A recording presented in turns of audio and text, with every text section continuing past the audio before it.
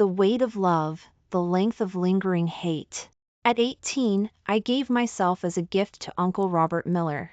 That night, fueled by drink, he took my clothes off. When he woke, his face was as usual. "Claire, I will take responsibility for you." From then on, he kept his promise. He kept me by his side, treated me with respect, cared for me, and married me, making me Mrs. Miller.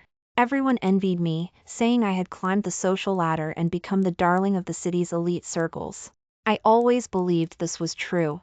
Until the company celebration party that day.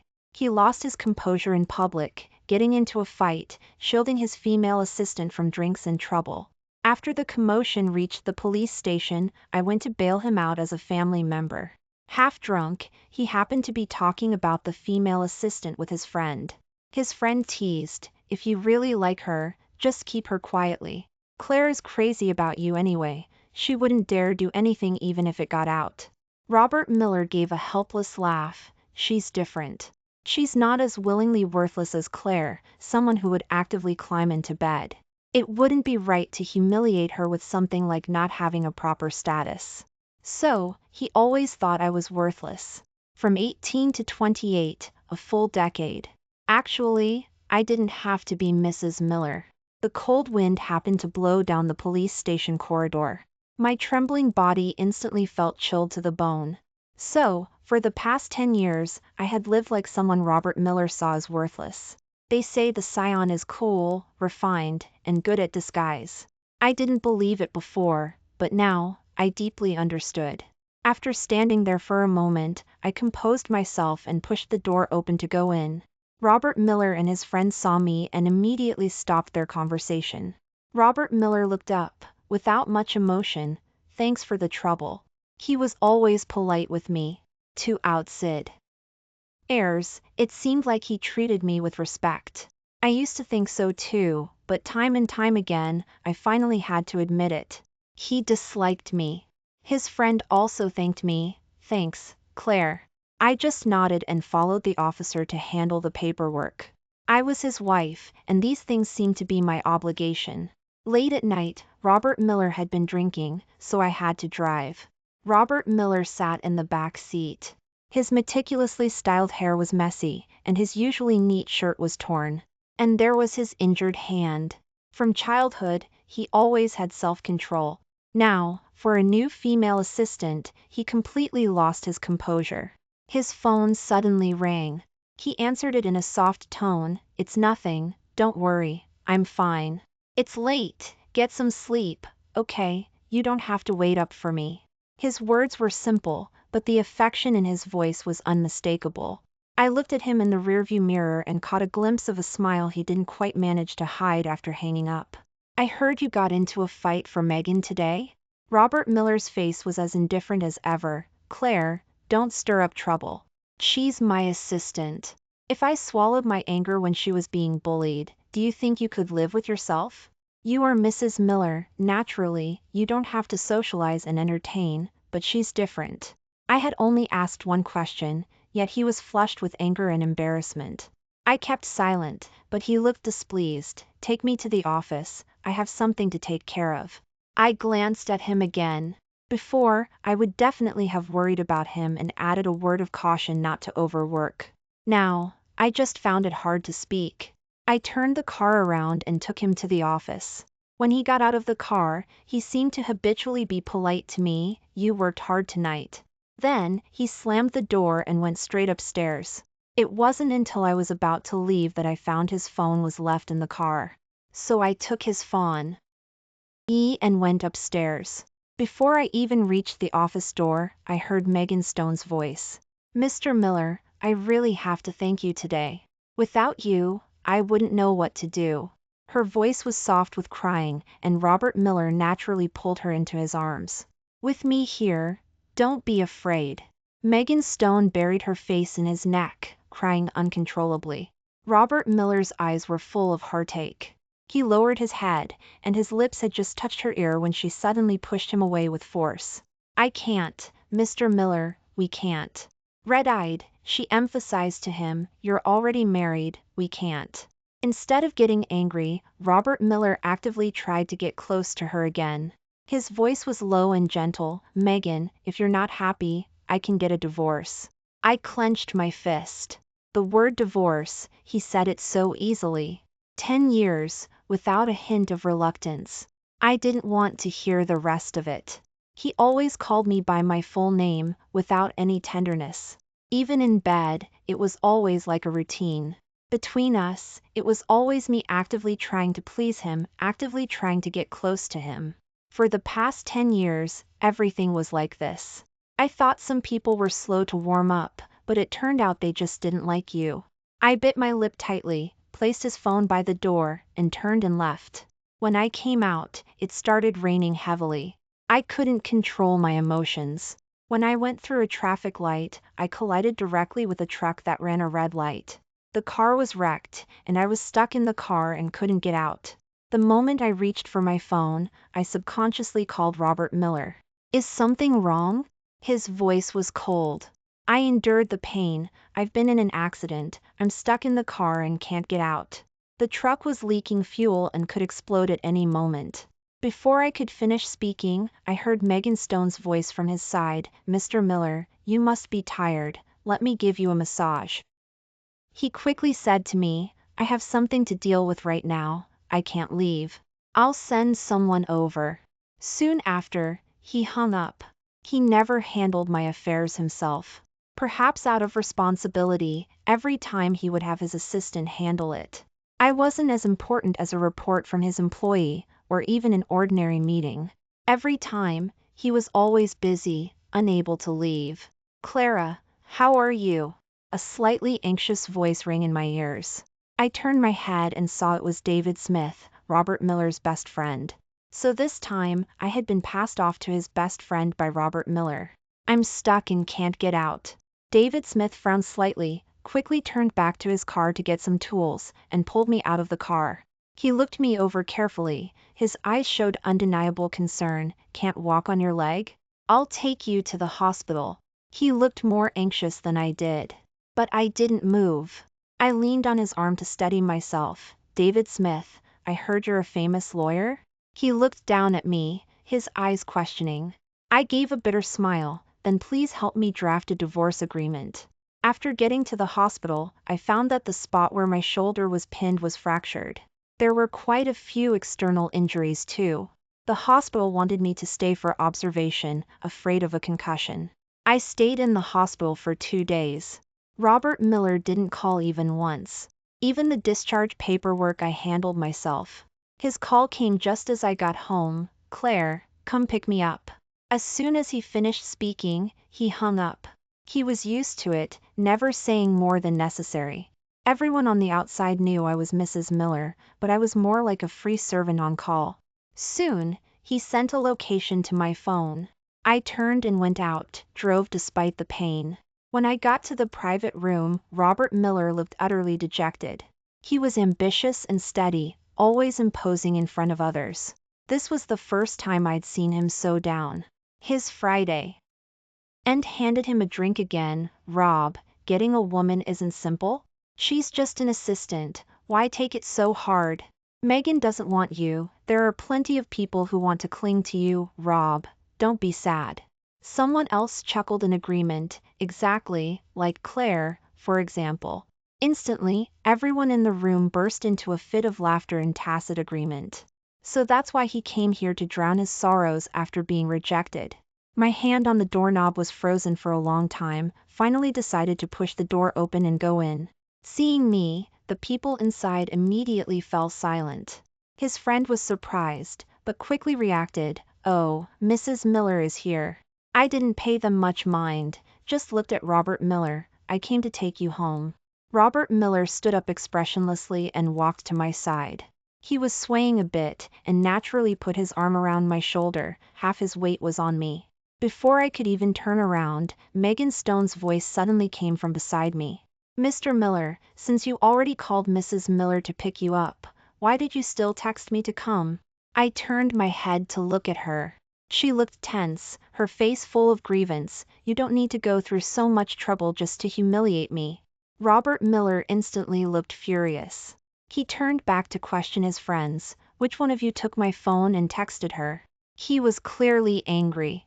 The group behind him didn't dare to make a sound. Robert Miller's anger didn't lessen. He roared, "Speak up. Who was it?" No one inside dared to breathe loudly. He turned hostile in front of everyone. "If anyone dares to mess with Megan again, don't blame me for being impolite." Megan Stone's face was already beet red, full of grievance. Finally, she just turned and left in tears. Robert Miller panicked. Even his own steps were unsteady, but he let go of me without hesitation and chased after Megan Stone. "Megan, don't be angry, wait for me." I watched their figures disappear one after the other. For a moment, there wasn't much emotion in my heart. Anyway, I was always the one who could be easily cast aside. After Robert Miller left, the talking inside resumed intermittently. That was terrifying. Never seen Rob lose his temper like that before. Rob must be serious this time, right? You can tell at a glance. Anyone with eyes can see that the one who throws herself at you is cheaper. Laughter and playful talk started up again. Because Robert Miller didn't care about me, so they were reckless in front of me too. The spot where my shoulder was fractured was just pressed by Robert Miller. Now it suddenly hurt badly. I raised my hand to cover the wound, planning to leave. David Smith's voice suddenly sounded behind me. "Clara." I turned around. His expression was slightly strained. "I'll take you back." David Smith must have been sitting in the private room all along, watching me being abandoned, being spoken down to. I don't know what he was thinking. I didn't care anymore either. Anyway, he was almost always there every time. From the time I fell for Robert Miller, he was already Robert Miller's best friend, right? He knew all my embarrassments, and I didn't plan to hide them. David Smith remained silent on the way back. He didn't speak until just before I got out of the car. "Are you sure you've decided to divorce?" I nodded, without the slightest hesitation. He looked straight at me, suddenly opened the door and got out of the car, walking in front of me. He looked down at me, his voice deep. "Then how about considering me?" I stopped dead in my tracks. I hadn't planned on retaliating against Robert Miller. When I was 18, I was full of longing. Now, I only felt exhausted. I said half-jokingly, "Okay, I'll come find you after we divorce." Then turned and left. Just as I entered the house, I received a message from David Smith. "I don't want to wait anymore." I turned to the balcony to look due. His car was still there. David Smith was leaning against the car smoking. It was the first time I'd ever seen him smoke. I'd heard David Smith's family was very strict, and he was always aloof. His father's generation and above had military and political backgrounds. In the city, his family was comparable to the Millers. I don't know if he sensed it. He slowly raised his head, and his eyes met mine directly. He exhaled smoke from his mouth, seeming to twitch his lips. Only then did he turn, get in the car, and leave. Watching the car disappear from sight, the emotions in my heart were surprisingly difficult to suppress. Robert Miller didn't come back until it was almost dawn. He smelled the smoke filling the room and frowned. "Claire, can't you be a little more like a proper woman? Quit smoking, it's not decent." He didn't like me smoking. But I didn't at first either. It was after being with him, after marrying him, that my life had nothing but coldness. I also needed to vent my emotions. I put out the cigarette and turned to go to the bathroom, didn't pay attention to what he said. But he followed me in. "Did you hear me?" Because I always centered my life around him, never disobeyed him, so, now, he seemed a bit irritable. I replied perfunctorily, "I heard you." His expression froze, and he observed my look through the mirror. "What's wrong?" His eyes dropped to my collarbone area, seeing the gauze underneath. "What happened to your neck?" As he spoke, he reached out to check, but I moved aside. His hand just froze in midair like that. It was rare that I would refuse him. He finally lost patience and turned to leave. "Claire, I've given you everything I promised. You shouldn't be unreasonable anymore." But I clearly hadn't done anything. Looking at his back, "If you think I'm in the way of you and other women, how about we get a divorce?" Robert Miller stopped dead in his tracks instantly. He turned back, looking at me in Disbelief. What did you say? He finally gave a cold laugh. Before it was clinging, now you're trying a pathetic scheme? Claire, do you really think I, Robert Miller, would like a woman this scheming? You've been here since you were 10, divorce me, where can you go? If you can't be tough, just fulfill your duty as Mrs. Miller. He rarely spoke so aggressively. He said all the harsh words, all that was left was for him to call me a parasite, saying I was nothing without him. I turned on the faucet to wash my hands, didn't refute him. After staring at me for a while behind me, his tone finally softened a bit. Next week is Grandpa Miller's birthday, get a decent gift and come with me. It was just a command, in the same tone he usually used with his subordinates. Soon, Grandpa Miller's birthday arrived. Robert Miller came back early and took me with him. Unexpectedly, Megan Stone was also there when we got in the car. She was sitting in the passenger seat, saw me and politely called me Mrs. Miller. Mr. Miller, I've already prepared the gift for old Mr. Miller. Your stomach hasn't been well lately, you shouldn't drink at the banquet. She said everything I, as Mrs. Miller, should have said. So I kept silent. After arriving, Megan Stone got out of the car with us. She greeted Grandpa Miller first. Grandpa Miller was very kind to her, and even more so, his face lit up after seeing the valuable scroll artwork she prepared. It was clear she visited often. As for me, I didn't want to seek humiliation. Old Mr. Miller didn't like me much, always thought I used tricks to make Robert Miller have to marry me. The artwork unrolled, it was very long. To make it easier for old Mr. Miller to see, Megan Stone held the scroll artwork unrolled and kept stepping back. I originally wanted to move away, but she was a step quicker and bumped into me. With a scream from her, she rolled down the stairs, and the scroll artwork in her hand was also torn in two. Wah! Robert Miller immediately ran down to help her up. Megan, are you okay? Megan Stone endured the pain, her eyes fixed on me. Without even speaking, she got Robert Miller's default assumption. He questioned me. Claire, I never knew you were so malicious, apologized to Megan immediately. Old Mr. Miller, furious because the scroll artwork was torn, had his blood pressure spike on the spot. Grandma Miller severely scolded me. Claire, why are you so malicious? Why would you do something so inauspicious at the birthday banquet to curse Grandpa Miller? Robert Miller helped Megan Stone up and walked over, suddenly raising his hand and hitting me across the face. I didn't even have time to react. His voice was cold. I shouldn't have indulged you so much before, you're completely spoiled, apologize. When I covered my face and looked up, I happened to see Megan Stone's slightly smug look. I didn't even want to explain anymore. I looked up at Robert Miller. I'm sorry, it's my fault. Is that enough? Are you all satisfied? As I finished speaking, I turned and left. Robert Miller's expression flickered, his lips moved, as if he wanted to say something. I walked to the main gate alone, and as I stepped out, a car blocked my path. The back window rolled down, and it was David Smith. He said in a low voice, "Get in." Robert Miller's voice suddenly came from behind, "Claire." I turned to look at him. His expression was cold with a hint of sullenness. "I'd like to see if you dare get in." I hesitated for a moment, then opened the door and got in. Robert Miller's voice came again from behind, "Claire, get out." I didn't get out. David Smith suddenly leaned closer. He reached out and tilted my face, seeing the half of my face that was red and swollen. His brow furrowed. "He hit you?" His voice held anger. He suddenly unbuckled his seatbelt and was about to get out of the car. I grabbed him. "What are you doing?" His face tensed as he turned back. "Kay, what do you think?" He wasn't planning to go confront Robert Miller and get revenge for me, was he?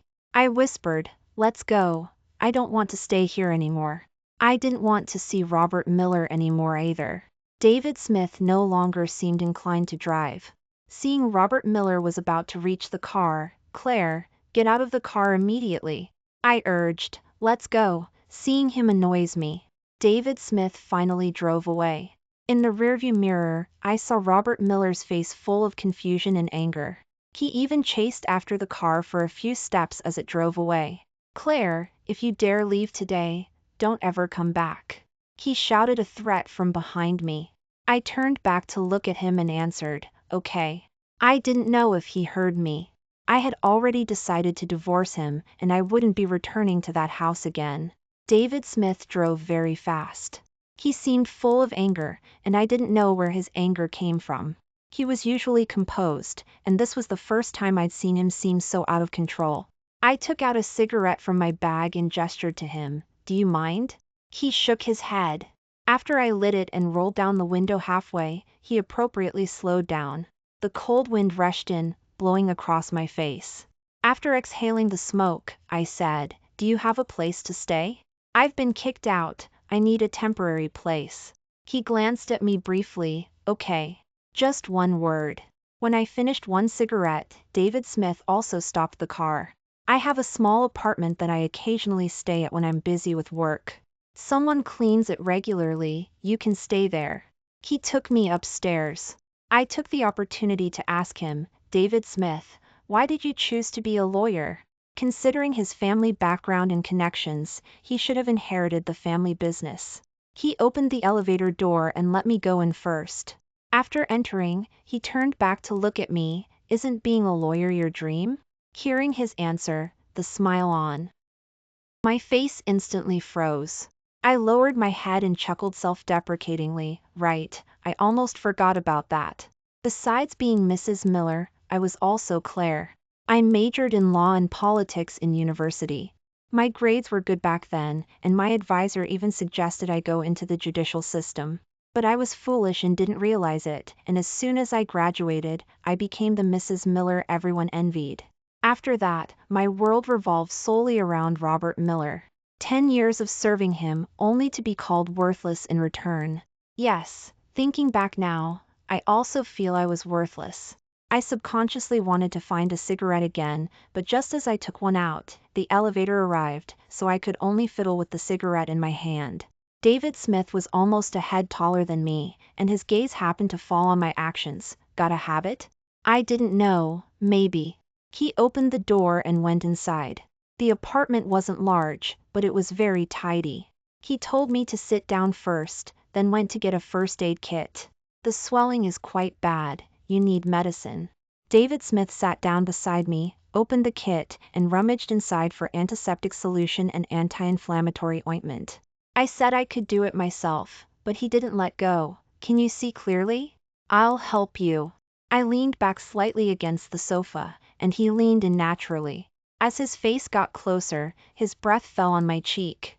Our eyes met, and I instantly felt a little nervous. I'll do it myself. Don't move. He still didn't let me, dipping a cotton ball in medicine and gently wiping. After carefully wiping, he helped me apply the ointment. His fingertips were a little cold, making me feel somewhat nervous. When he finished, he suddenly looked up at me. You didn't fight back?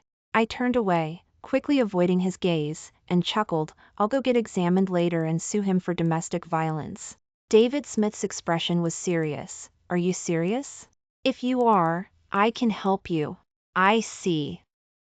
Huckled lightly, reminding him, David Smith, haven't you forgotten? He's your best friend. I gestured back and forth between him and myself with my hand. What about you and me? What does this count as? You're not even married yet, don't let me take advantage of you. David Smith's expression, however, was firm. He said, you and I are living life together. I didn't know how to respond to him. He was too certain, which made me nervous too. The phone in my bag kept ringing. I took it out and saw it was Robert Miller. I hung up, but it kept ringing. I was getting annoyed, so I answered it with an unfriendly tone. Robert Miller, are you done yet? His voice was chillingly cold. Claire, come home immediately. He still thought I would be like before, listening to his every word. I'm not coming back, I said softly. I was never meant to be someone who settled down easily, but for him, I gave up a lot. Like my career, myself, and even my temper. He wanted his Mrs. Miller to be gentle and generous, obedient and sensible, so I tried my best to become the person he wished for. But going against my true nature was exhausting. Now, I didn't want to pretend anymore. Robert Miller paused, then said again, Clara, stop acting like a child, come home quickly. After so many years of marriage, it was the first time he had called me that affectionately again. I suddenly remembered the first time I met Robert Miller. He was gentle and kind, stroking my head, and calling me by name, Clara. The year I turned 10, both my parents passed away in an accident. Before he died, my father, who was an old friend of Robert Miller's despite the age difference, entrusted me to him. From then on, I lived in the Miller household. In the beginning, Robert Miller was impeccably kind to me. He always found ways to get me whatever I wanted. Once, I wanted a limited edition comic book, and he searched the entire city, going from bookstore to bookstore, bringing the comic book to me late at night. Every night, whenever thunder rumbled outside the window and I was scared, Robert Miller would always appear in time. He would sit gently by my bed, softly patting my back, and quietly coax me to sleep. He would also tell me interesting stories in his low, warm voice until I fell asleep feeling safe. Under his care, I spent a carefree time. But everything changed on the night of my 18th birthday. That night, he was drunk, and I plucked up the courage to confess my feelings to him, full of anticipation for a response. However, after that, he seemed like a different person. He became cold and distant towards me, speaking formally and stiffly. The indulgence he once showed seemed to have never existed. On the phone, Robert Miller's voice was still urging, Claire, come home, don't believe what other men outside say. I hesitated for a moment, then agreed. I needed to go back and pack my luggage anyway. As I was leaving, David Smith handed me the divorce agreement. What you asked for, it's ready. I opened the door, held up the file bag in my hand, thanked him, and left. When I got home, Robert Miller wasn't back yet. I went straight to the closet, looking at the clothes piled inside, and started packing. Before I finished, Robert Miller returned. He saw the suitcase on the bed, strode over, snatched the clothes from my hand, and demanded, What are you doing? I said calmly, packing my things, I'm moving out. Also, please sign the divorce agreement. Robert Miller's expression instantly tensed, his face full of disbelief. How long are you going to keep this up? He paused, then his tone turned harsh. Is it because of that person outside? Tell me, who is he? I shook my head. It has nothing to do with him. I just don't want to be with you anymore. Robert Miller suddenly exploded in anger and threw my suitcase. I was a little startled by him. I had never seen him so angry before. He led me to his side, frowned, and raged. Claire, between us, do you think you can do whatever you want? I didn't understand why he was so angry, when divorce should have been exactly what he wanted. I pulled my hand away from his. Aren't you the one who decides the state of our relationship? You're the one who thinks I'm worthless. Robert Miller froze instantly. Clara, that's not what I meant, let me explain. I ignored him, knelt down to pick up the suitcase, and prepared to leave. Seeing that I was ignoring him, he spoke harshly again. Claire, if you leave today, from now on, this will no longer be your home. Once you leave this place, you'll never have a home again. He knew how hurtful those words were, yet he chose to use them to force me. A bitter smile touched my lips, and I nodded slowly, okay, as long as Mr. Miller keeps his word. With that, I pushed my suitcase and walked out without looking back. The bedroom door was slammed shut, followed by Robert Miller's angry shout of "Get out!" As I dragged my suitcase through the foyer, the servants whispered in low voices. Did you hear? Mrs. Miller was kicked out of the house? I told you, her method of actively climbing into bed back then was indecent. Now she's getting her comeuppance. Shoo, keep it down, don't let her hear. I paused at the main gate, looking back at the mansion I had lived in for over a decade. A stone archway covered in ivy, where Robert Miller had waited for the ambulance with me when I had a fever, seeking medical help overnight. The piano at the corner was covered in dust. The scene of him teaching me to play hand in hand was still vivid. But now, those warm memories were like old, dusty photographs. The taxi rolled through the streets in the dead of night, and I glanced through rental information on my phone. I still ended up back at David Smith's apartment. The moment I pushed open the door to David Smith's apartment, warm yellow light and the scent of cooking food washed over me. He poked his head out from the kitchen, wearing a dark blue apron, his eyes full of warmth. "You're back? Want to try my cooking?" The tomato and beef stew in the porcelain bowl was bubbling. I suddenly remembered the heart-shaped lunchbox I had seen crumpled in the trash can at Robert Miller's office. It was the porridge I had gotten up at 5 in the morning to make, and the carefully rolled sushi. The warmth I tasted on my tongue now burned more intensely than the bitterness of that memory. "How does it taste?" David Smith propped his chin on his hand, his long eyelashes casting a fan-shaped shadow beneath his eyes. I had just swallowed a mouthful of soup when a sudden pounding on the door rang out. "Claire, open the door!" Robert Miller's voice was full of suppressed rage. Hearing his voice, David Smith untied his apron and went to open the door. I scrambled up and tried to pull David Smith back. But he stood rooted to the spot, a cold smile playing on his lips. "Why hide? What's coming will come." With that, he went and opened the door directly. Robert Miller's face changed instantly when he saw David Smith. Then, his cold eyes swept over the steaming food on the table, and his face turned terrifyingly dark. He clenched my wrist tightly. Just as he was about to speak, his suit cuff slid down, revealing half of a bandage. I remembered that was the injury he got from the fight for Megan Stone. "What is your relationship exactly?" His questioning, mixed with the heavy scent of alcohol, sprayed onto my face. David Smith stepped forward slowly. "As you can see, I'm taking care of someone who needs taking care of." Before he finished speaking, Robert Miller's fist swung towards his cheekbone, and the two instantly fell into a brawl. "She's my wife. How could you betray me? I treated you like my best friend, and you both betrayed me together."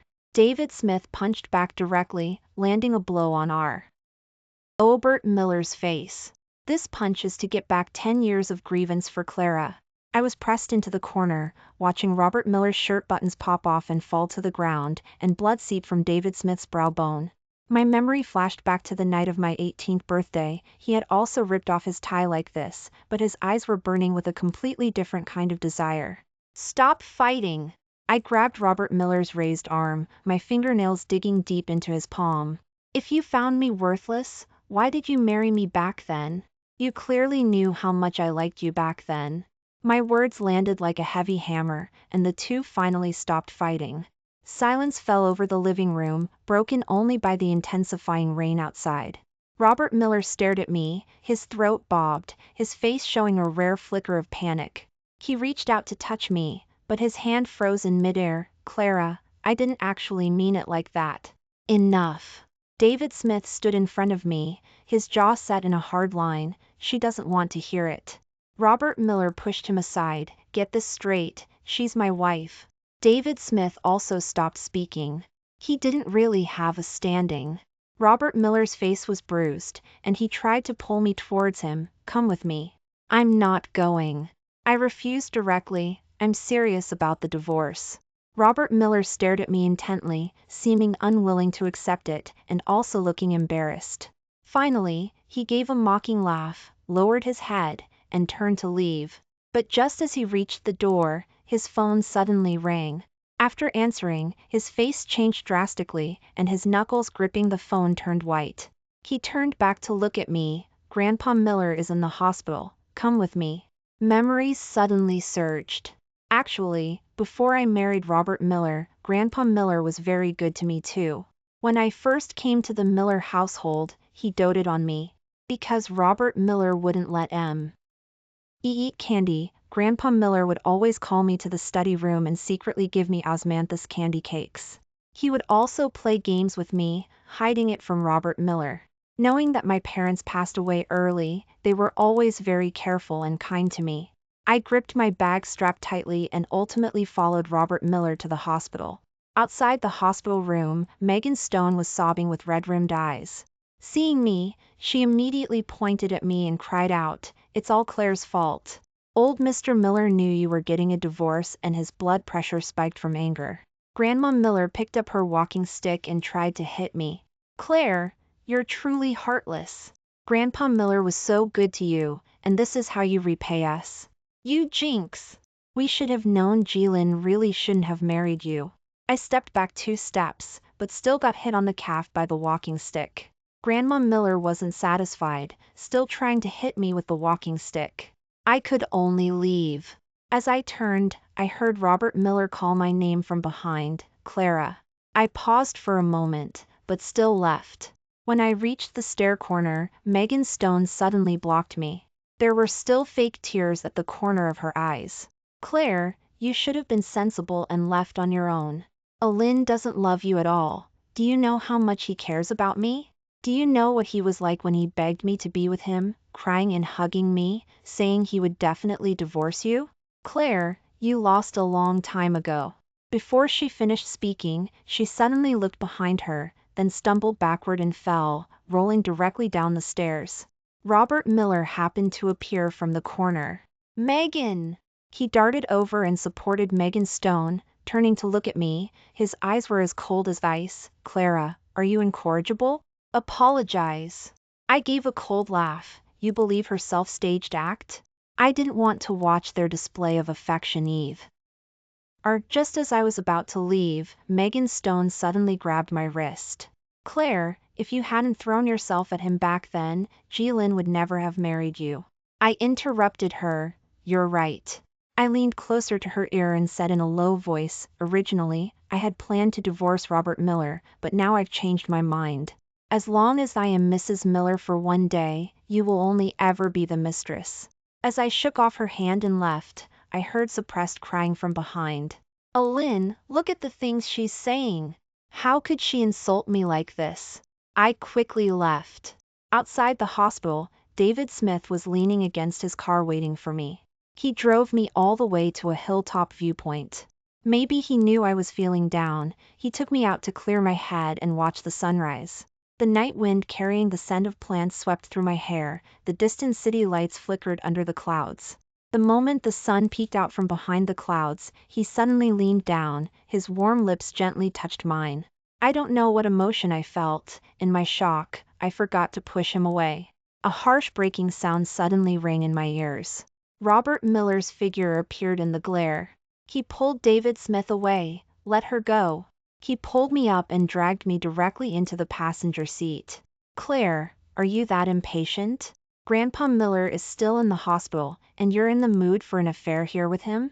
Robert Miller's eyes were bloodshot, his temples were throbbing, messing around with other men outside. Do you have no shame? Come home with me right now. I gripped the car door handle, my fingernails almost digging into my palm. Robert Miller, what right do you have to control me? Didn't you say I was worthless? Now you're pretending to be a gentleman? I forbid you to divorce.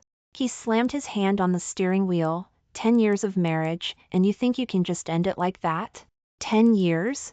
I laughed coldly, tears streaming down my face. These 10 years, I was nothing but a pathetic wretch you showed pity on. Your heart is with someone else. Why should I cling to a marriage that only exists in name? Amidst the argument, an out-of-control truck suddenly rushed towards us. In that critical moment, Robert Miller suddenly pulled me under him, shielding me. After a violent crash, everything went black. When I woke up again, I was in the hospital. I was fine, but Robert Miller, who had protected me, was severely injured.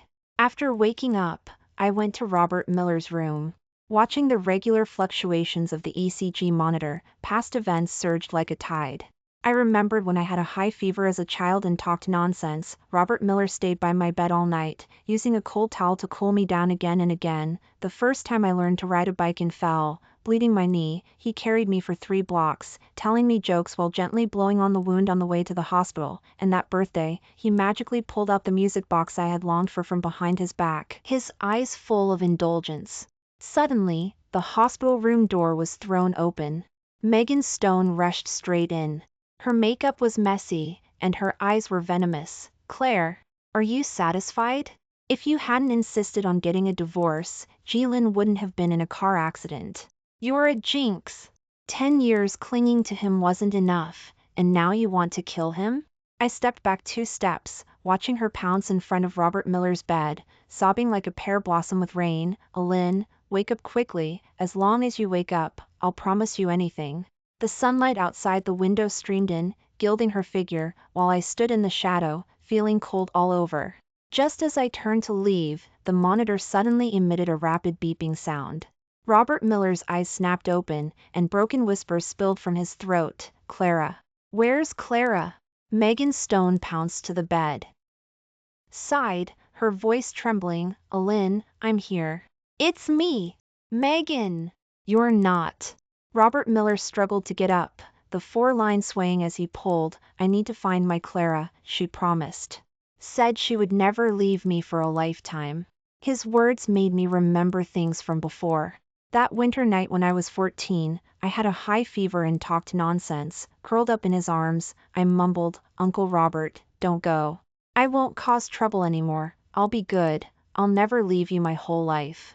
He wrapped me in the blanket, his palm against the back of my neck, his voice hotter than the fire in the fireplace. Okay, Uncle Robert won't go. Our Clara keeps her word. I clutched the edge of my clothes and walked to the bedside, my fingernails digging into my palm to control my trembling. Uncle Robert, thank you for saving me. But let's get a divorce. A suppressed gasp came from the hospital bed. I didn't dare to look back, but heard the rustling of the bedding, the sound of Robert Miller reaching out but his hand falling back powerlessly.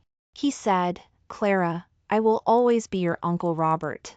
3 months later, it was rumored wildly in the city's elite circles that Robert Miller had personally driven Megan Stone out of the company and used his connections to blacklist her. Some said she embezzled company funds, some said she framed colleagues, but none of that mattered to me anymore. My study room in the new place was covered with civil service exam study materials. I was planning to take the civil service exam. Besides studying, David Smith handled everything else. He always said my priority was studying, and I didn't need to worry about other things. The night before the exam, he was curled up on the sofa, studying with me, his pen scratching on the scratch paper. As the morning light pierced through the clouds, he slipped a piece of chocolate into my bag, his fingertips brushed my red-rimmed eyes. I'll take you out for good food after the exam. Don't be nervous. I hadn't taken one in many years. I was actually very nervous. The bell for submitting papers rang, and I left after finishing the exam. When I walked to the school gate, I unexpectedly saw a familiar figure. Robert Miller had lost a lot of weight, the cuff of his suit jacket was empty, but he stubbornly held a bouquet of lilies. They were the first flowers he gave me on my 18th birthday. Congratulations. His voice was hoarse. I know, my Clara will definitely succeed. Tears suddenly broke the dam. I couldn't say a single word. He reached out to wipe my tears. His touch was as gentle as when he coaxed me to take medicine back then. In the distance, I heard David Smith's car horn, drifting into my ears mixed with the sound of cicadas. I took a deep breath. Thank you. I'm leaving. He's waiting for me. After walking a few steps, I couldn't help but turn around. Robert Miller was still standing there, the sunlight casting a hazy outline around him. Thank you, Uncle Robert. The wind swept through my hair, finally blowing away the obsession that had entangled me for 10 years.